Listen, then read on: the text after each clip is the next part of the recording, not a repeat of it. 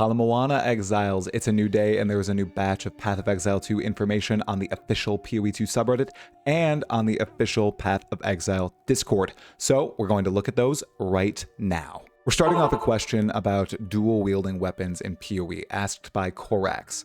They say, I understand you're probably not at liberty to share this, but I have one question that would make me a lot more confident if you could answer it. When dual wielding two different weapon types, can you use the skills for either side?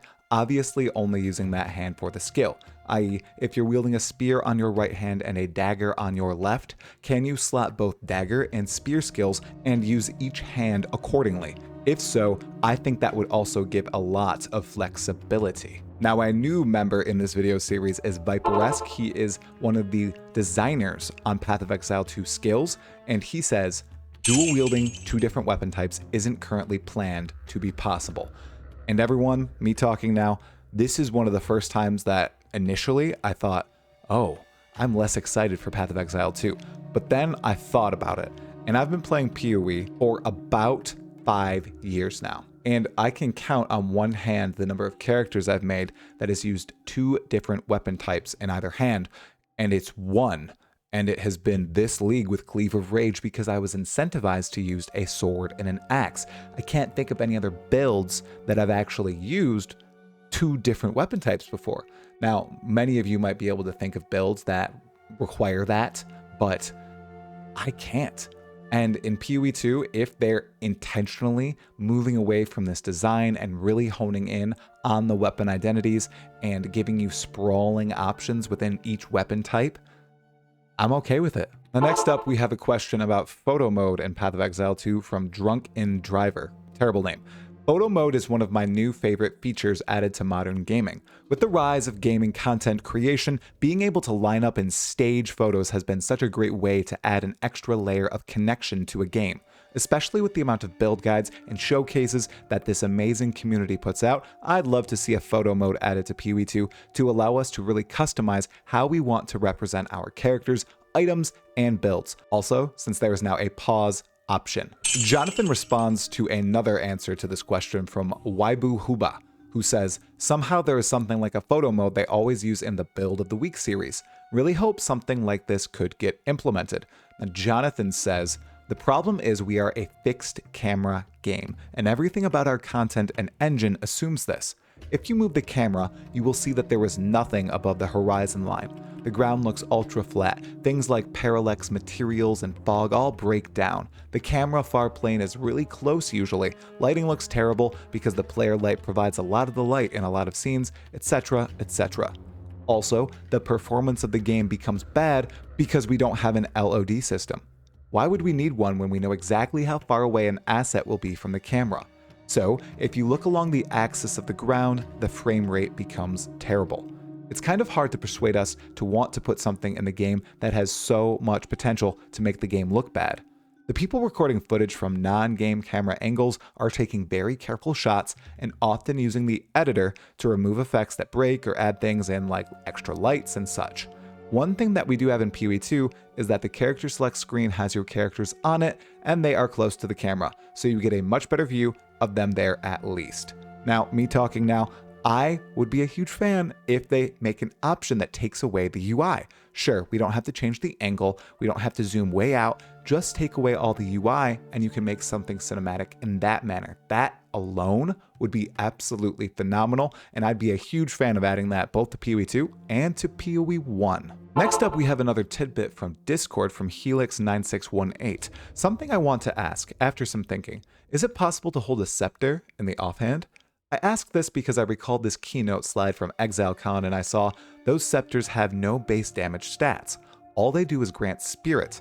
So does that mean holding a scepter in the offhand doesn't count as dual wielding because scepters don't inherently deal damage? Viperesque responds and says, the current plan is for offhand scepters to be a thing, yes. Just to be clear, scepters, wands, and staves are no longer considered weapons in PoE2. So that's interesting, and I suppose that was revealed at ExileCon, but I just didn't realize it.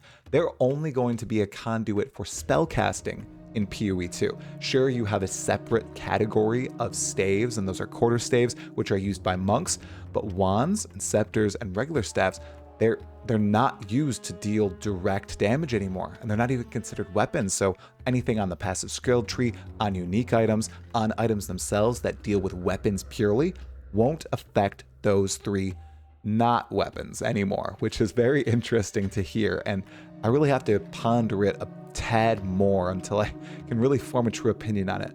I suppose they have reasons for doing this, and we'll see them in full once we have access to the game ourselves. This next question comes from an individual named Korax on the Discord, and it's an answer from Jonathan. They were talking about how each character has specific dialogue, and the mercenary in the trailer was saying, oh, no, no, no, no, no, when running away from that boss, and then using many voice lines when using crossbow skills. Jonathan says, we recorded specific dialogue for all the skills that he uses, but we also have a bunch of generic ones too. Korax responds and says, nice, so characters won't be as chatty if you go off theme, but still not completely mute. Jonathan says, yeah. So for example, the mercenary, if you're using crossbows, he has a lot of unique voice lines to do with crossbows. But if you decide to say use a staff on the mercenary, he's not going to be chatting as much to the player itself. That's very interesting, the system, and I really am happy to see that the characters are talking more, and I'm wondering how often it will occur. If you don't know, in the latest Path of Exile 1 update, the Scion and the Ranger gained a bunch of voice lines for the latter half of the campaign, and for some League mechanics as well, which is super cool. The Ranger responds to Gwenine when you encounter her for the first time in expeditions. You even have unique voice lines when you go into the Wildwood, which is pretty cool. So I'm really excited to see what they do in PoE2 and even add to Path of Exile 1, because they are actively adding more and more dialogue to PoE1 with every single league, which is super cool to see. This one is going to please some minion players out there. Aqua Squishy is talking about Spectres a little bit in this Discord chat and says, I'd rather just have more things like zombies or mages, minions with unique IDs. Viperesque or James comes in and says, we've already announced that Spectres are back. And then he elaborates, though now the gem functions kind of like a Pokeball, where you bind a corpse to the gem once, and then it will permanently summon that Spectre when used, rather than having to stress about corpses all the time. I feel every single minion and Spectre player breathing a sigh of relief right now. I don't see any negatives to this, and if it could be implemented into PoE1, I know a lot of people would be happy. He does say later in this thread that that's not probably feasible though, but it's definitely going to be in PoE2. So that means if you want to use specific scepter types, you can capture it inside your gem and use that permanently. And I'm assuming you can have multiple summon Spectres gems too, so you can have a bunch of 6 links of unique Spectres. That's awesome.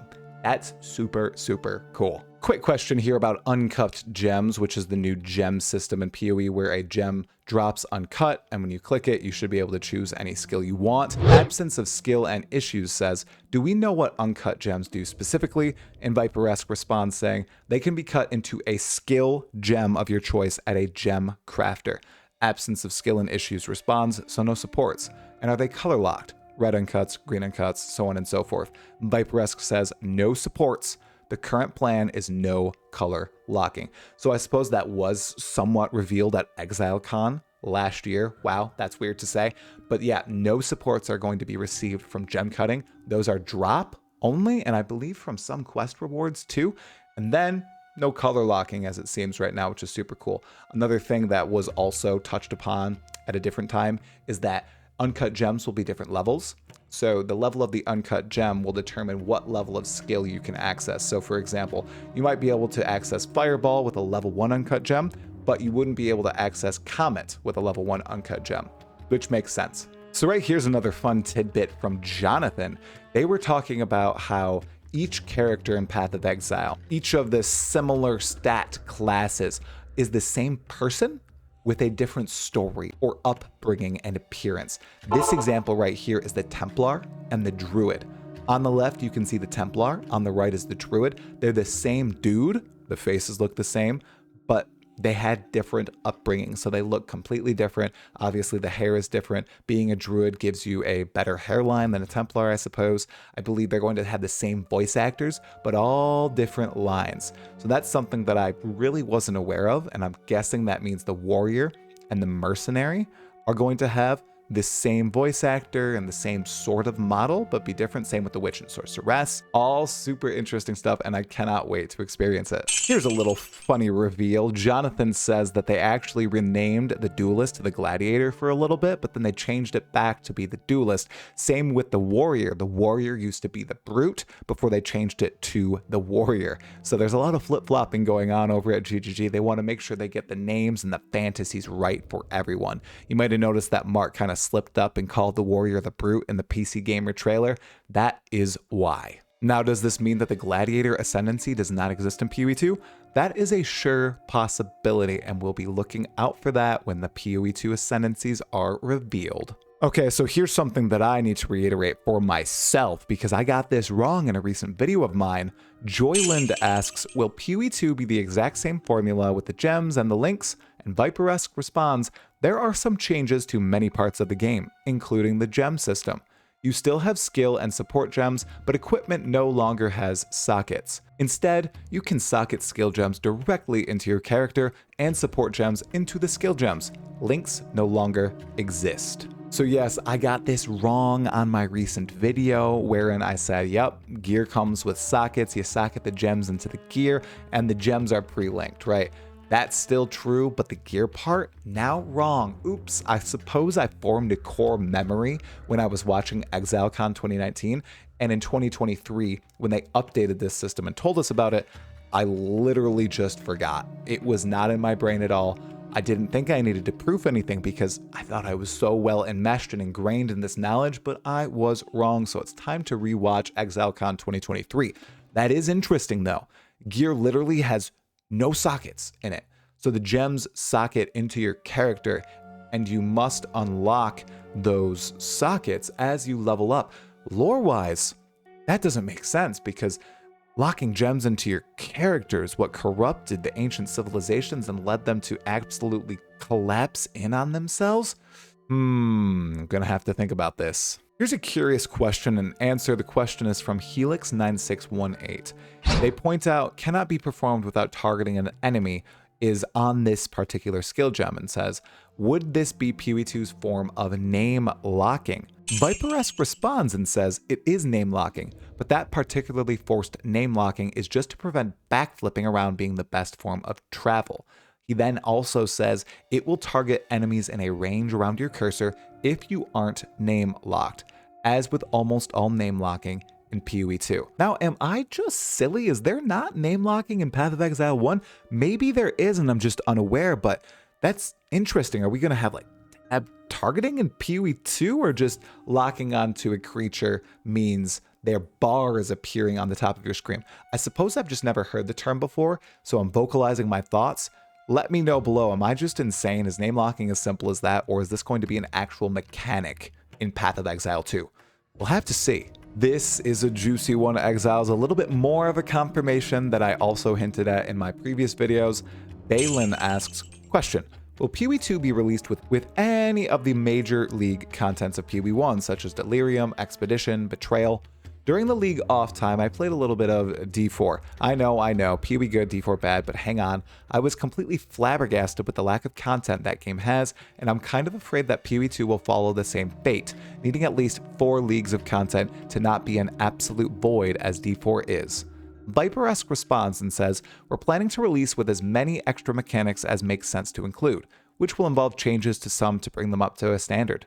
For example, we've shown off an Act 4 side quest that involves Delirium. Okay, so once again, everyone, Delirium has been confirmed by multiple developers now. And remember, Jonathan said that they seek to get the majority of League content in Path of Exile 2 from Path of Exile 1. That's all I'll say on the topic now, but I do have an upcoming video that goes over every single League mechanic in Path of Exile 1 and whether or not it should make it into Path of Exile 2. It's going to be an exciting and fun one. Here is another question from the Bloodman at Viperesque. So I know you mentioned you're mostly on ability design, Are there any archetypes that you've introduced or revamped that we know about that you've been most excited to add? Whether they're ability archetypes like shapeshifters, weapon archetypes like spears, or playstyle archetypes like something a new unique would introduce. Viperesque says, more mobile melee 100%. It's a bit of an intersection of archetypes and tech, but the stuff we showed off with the monk is completely different to anything you can do in PoE1 and feels so good. So yeah, what we've seen so far from the monk looks pretty awesome. However, I am a little bit dismayed at what we've seen of the warrior. The warrior of all the classes so far looks the clunkiest in my view. You constantly have to seemingly stand still to commit all these abilities. The leap in the air seems like it should be a leap forward or back, but instead it's just straight up. That looks chunky. You know, I'm not a huge fan of it, but really, all these developers and all the people who have played Path of Exile 2 seem to say that it does feel good. We're going to get our hands on it pretty soon, and I'm excited to do that. I'm probably going to try the Druid and the Mercenary, but Warrior right now is number 3 on my list. We have another question from the Bloodman. Hey, Jonathan or Viperesque, sorry for the pings, but I don't think I've seen this on Reddit at all, so I don't think it's been asked yet. Do either of you know if you guys have been looking to revamp the skill descriptions UI in PoE2 at all? In my opinion, this is one of the most outdated and unintuitive parts of PoE1. Viperesque responds and says, yes, there are changes planned. I don't think they've been talked about publicly, so I can't discuss them here. Up to Jonathan if he wants to. One thing I can say at least is that the whole support gem lettering system is just gone, as it's no longer necessary. Since support gems are now socketed into specific skills, we just don't let you if they don't work with the skill. So what I think he's talking about here is where you have all the tags for your various gems, and some of them aren't just able to work with the others, and it kind of tells you that. That's gone. It's just not going to let you actually put it in the skill. Now, I do think that extra information is nice, and it's not necessary, but it's nice. So I do hope they find a way to integrate it besides just getting a clang sound every time you try to put a gem that doesn't fit into the other gem, but we'll have to see. One quick one right here. I'm not going to read the Bloodman's full question, but he's essentially asking about skills and increasing mana costs with support gems, and Viperesque says, most of this I have to be frustratingly coy on, I'm afraid, but I will point out that most support gems no longer increase the mana cost of skills they support. That is a curious answer. So what exactly does that mean? Does that mean many of the support gems that deal increases to damage are going to be mana locked, and the ones that don't increase damage perhaps will allow for more freedom in the build?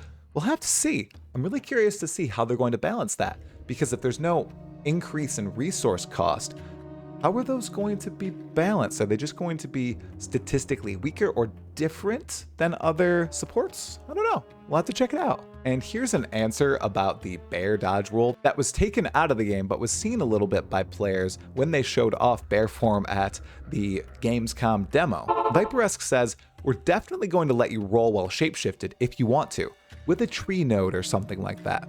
We just didn't want it to be the default because it felt less responsive. So that's an absolute win. We'll be able to roll as a bear. Fantastic. Now that's all for the questions today. But today there was also another big PoE2 event. There was a tavern talk with Jonathan Rogers and Mark Roberts about Path of Exile 2 with Darth Microtransaction and Gazzy TV. I can guarantee you it's going to be an interesting discussion about Path of Exile 2 from the perspectives of two very different players. DM, who's rather new at PoE, and Gazzy, who is quite the veteran. I'll be covering it here on this channel. Expect a highlights video with all the good juice later today. Anyways, that's all for this video. Talamoana, Exiles.